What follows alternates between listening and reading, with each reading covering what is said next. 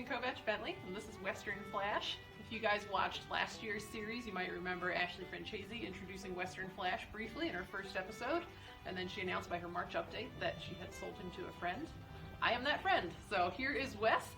We are proud to be heading to the Nationals for the first time this year in 2022. My day job is Communications Manager for the Retired Racehorse Project, which is a nonprofit that advocates for thoroughbred X racehorses in the equestrian world. And on the side, I love using retired racehorses for ranch work on our family farm in Jamestown, New York. On the farm, we use the horses to help care for our beef cattle herd, so they need to be pretty handy in the field and well broke, both as riding horses and working horses. I do also show some in the ranch classes, and my OTGB jobber Bill, pictured here, he's a thoroughbred makeover graduate, was just named champion other Western horse by the Thoroughbred Incentive Program for his achievements in the Cow Horse Show Pen in 2021.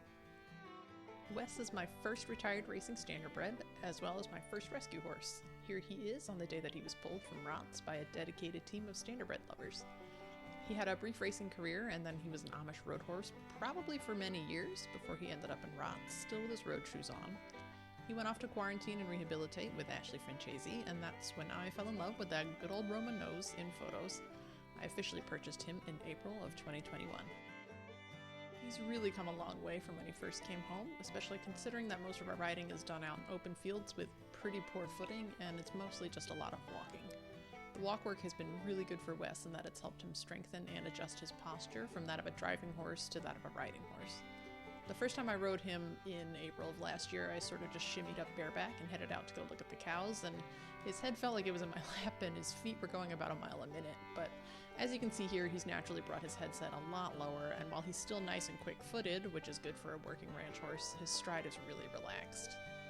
He was really sound sensitive, and initially he could not be touched at all behind the saddle when I was sitting on him, but time and a lot of slow, patient exposure have gotten him much happier about both sound and touch. This winter, we've really just mostly spent our time walking around, learning how to turn off the leg, and of course accepting all of the weird ranch things that happen, like my dog running around all the time, and cows getting frisky, and tractors coming and going all over the place. I am a firm believer in slow work and time, and both of those things have really helped Wes develop the cadence in his gaits. He actually stepped really easily into the canter the first day that I asked. In between those flat work sessions, we do some work around the farm. That's bringing cows in and out of the barn for doctoring or maintenance, and then sometimes when we do have a good snowpack, we go out on some nice long hacks. And then we just spend a lot of time loving on him and letting him know that he's got a home here for life. His personality's really blooming in a lot of really endearing ways. Our goals for the first Nationals include the ranch classes, and we'd also probably like to try the trail and the Western Pleasure just to get a little more ring time. I'd love to have him loping consistently enough to at least try the 3-gate classes on the rail.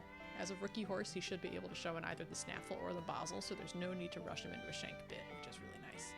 To help prepare, we're going to make sure that we get to at least one day show and at least one overnight show, so that way his first big show experience is not at Nationals itself. Thanks for coming along on our ride.